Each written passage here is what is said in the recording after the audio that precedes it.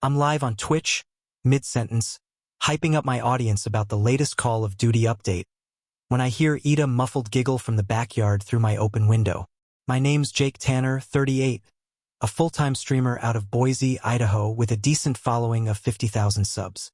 My setup's in the spare bedroom, decked out with LEDs and a custom-built PC that cost me more than my truck.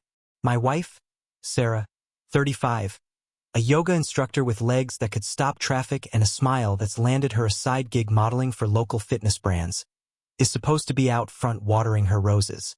But that laugh, it's hers, low and flirty, and it's not aimed at me. I freeze, my chat blowing up with, "Yo, Jake, you good? And what's that noise, bro?" I lean closer to the window, forgetting I'm still live, and that's when I hear him. "Come on, Sarah. Just one more kiss before I finish the hedges." The voice is rough, familiar. Rusty, our goddamn gardener, a 29-year-old ex-rodeo cowboy with a jawline sharp enough to cut glass and a swagger that screams trouble. My blood turns to lava. I rip off my headset, grab the nearest Tina $300 steel mic stand and smash it into my monitor. Glass shatters, the stream cuts to black, and 10,000 viewers hear me roar, "You fucking kidding me?" before the audio dies. I storm out back, barefoot on the hot Idaho dirt, and there they are, Sarah, her auburn hair spilling over a tank top that hugs her curves like it's painted on, and Rusty, shirtless, his tanned biceps flexing as he holds a pair of clippers. They jump apart, her hazel eyes wide with panic, his cocky grin fading fast. "Jake, wait," she starts, but I'm already swinging the mic stand like a bat, smashing it into the wooden fence. Splinters fly. "Wait for what, Sarah?" "For you to screw him on my lawn," I bellow, my voice cracking with rage. That's how it started. June 15, 2025. The day my marriage blew up in front of the internet. But the real story, that's messier, uglier, and it's been brewing longer than I cared to admit. We'd been married 8 years, Sarah and me. Met at a Boise State tailgate. She was a cheerleader alum, all long legs and confidence, flipping her hair while pouring beers. I was a tech support grunt back then, dreaming of streaming full-time. She said my nerdy charm won her over. We built a life, a 3-bedroom ranch house off Warm Springs Avenue, a German shepherd named Duke, and plans for kids we kept pushing off. I thought we were solid. Turns out I was blind. Rusty showed up 3 months ago, hired to tame our overgrown yard. Sarah found him on Craigslist, said his rates were cheap and he looked reliable. Reliable, my ass. He'd roll up in his Beetle Hell F-150, blasting Chris Stapleton, and I'd catch her watching him from the kitchen window, her lips parted just a little too long. I'd tease her about it. "What, you got a crush on the cowboy?" And she'd laugh it off, swatting my arm with those delicate hands. "Don't be stupid, Jake. He's just eye candy." I bought it. I'm the idiot who trusted her. The day after the blowout, I'm nursing a hangover in the living room, Duke sprawled across my lap, when my best friend Mike barges in. Mike's 40, a burly mechanic with a beard like a lumberjack and a mouth that never shuts up. "Dude," he says, tossing a Coors Light my way, "your chat's still losing their shit. Clips of you smashing the rig are at 1 million views on X. Your trending rage quit, Jake. Epic." I pop the can, foam spilling over my knuckles. "Great. My life's a fucking meme now." "You talked to her yet?" he asks, flopping onto the couch. "Sarah's been crashing at her sister's place in Meridian since I kicked her out." "Nope," I grunt. "What's there to say?" "Hey, babe, how's the gardener's dick?" Mike snorts, then goes quiet. "You sure you heard what you think you heard?" "Maybe it was nothing." "Nothing?" I snap, standing so fast Duke yelps. "She was giggling like a schoolgirl, Mike." He asked for a kiss. "You think they were swapping recipes?" He holds up his hands. "Chill, man. I'm just saying, get the full story before you torch everything." That's when my phone buzzes. "Sarah, we need to talk. Meet me at Brewski's. 2 p.m. Brewski's is our Spoda dive bar downtown with sticky floors and the best wings in Boise. I almost text back, "Fuck you." But Mike's watching and something in my curiosity maybe wins out. "Fine," I type. "But you're buying." I roll up to Brewski's in my Tacoma, still wearing yesterday's Metallica tee, and spots Sarah at a corner booth.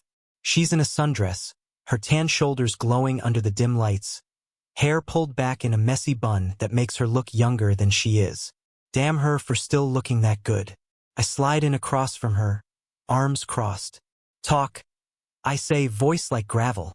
She fidgets with her coaster, avoiding my eyes. I'm sorry you heard that, Jake. It wasn't supposed to happen like that. Like what? I lean forward, my pulse hammering. You mean me catching you flirting with that asshole? Or was it more than flirting, Sarah? Tell me the truth for once. Her lips tremble, but she meets my glare. It was more. Okay, it's been going on for a month. But it's not what you think. Not what I think. I cut her off, slamming my fist on the table. A couple at the next booth glances over some hipster dude and his girlfriend, probably judging us. What is it then? You trip and land on his mouth. Lower your voice, she hisses, cheeks flushing. I didn't plan it, Jake. It just happened. You're always locked in that room, streaming, talking to your fans. I'm invisible to you half the time. Rusty sees me. I laugh, bitter and loud. Oh, he sees you? That's rich. What's next? You gonna say I drove you to it? You kinda did. She shoots back, her voice rising. When's the last time you took me out? Or hell, even looked at me like I'm not just your roommate? Rusty listens. He's fun. He's a fucking gardener, I snarl. You threw us away for a guy who smells like mulch. She flinches, but before she can reply, the waitress Carrie, a 24-year-old blonde with a tight ponytail and a rack that's earned her plenty of tip, swings by. You two okay over here? She asks, eyeing me warily. I've known Carrie since she started here. She's flirted with me a few times. Harmless stuff. We're fine, Sarah says sharply. Just bring him a Budweiser. Carrie nods and scurries off. Look, Sarah says softer now. I messed up. I ended it with him yesterday after you lost it. I don't want a divorce, Jake. I want us to fix this. I stare at her, the woman I swore to love forever, and all I see is Rusty's hands on her sun-kissed skin. Fix it. I echo. How do you fix me hearing you laugh with him? How do you fix my chat turning my meltdown into a goddamn highlight reel? I don't know, she admits, tears welling up. But I'll try. Therapy, whatever you want. Just don't give up on me. Carrie drops off my beer, and I chug half of it, the cold bitterness grounding me. I need time, I say finally, and space. Stay at your sister's. I'll call you when I'm ready. She nods, wiping her eyes. Okay. I love you, Jake. Yeah. I mutter, standing. Sure you do.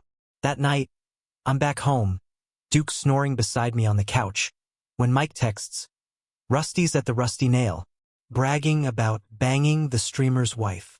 Thought you'd want to know. The Rusty Nail's a biker bar on the edge of town, Rusty's kind of place. My fists clench. I grab my keys. I walk in, the air thick with smoke and stale beer, and spot him at the pool table, leaning over to line up a shot. He's in a flannel, sleeves rolled up to show off those ropey forearms, chatting up some brunette with a low-cut top and a laugh like a hyena. I march over, and he straightens, smirking when he sees me. Well, shit, he drawls.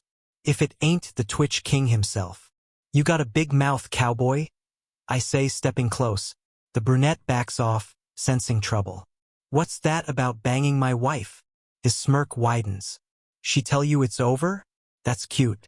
She was all over me last week, moaning my name in your shed. You're welcome for the upgrade, pal. Red floods my vision.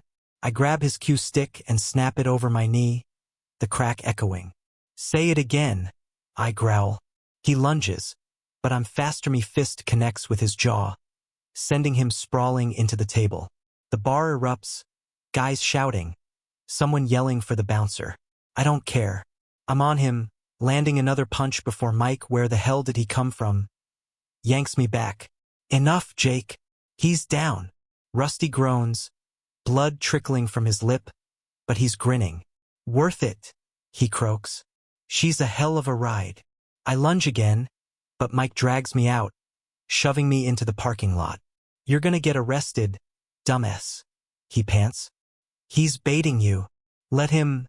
I spit. Chest heaving. Let him try. Days bleed into weeks.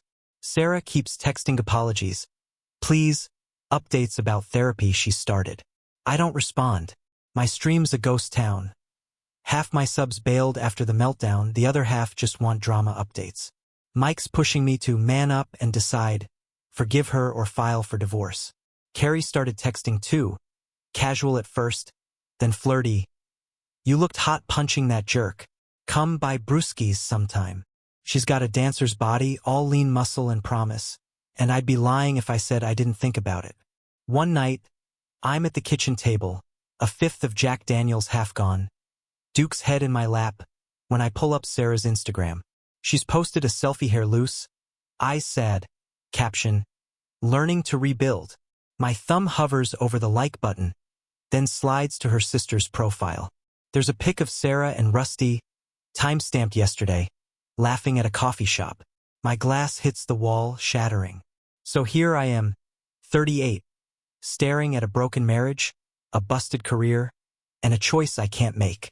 Do I take her back, swallow the betrayal, and rebuild? Or do I walk away, start fresh, maybe with Carrie, maybe alone? The whiskey burns, Duke whines, and the phone sits silent. I don't know what's next. Hell, maybe I don't want to.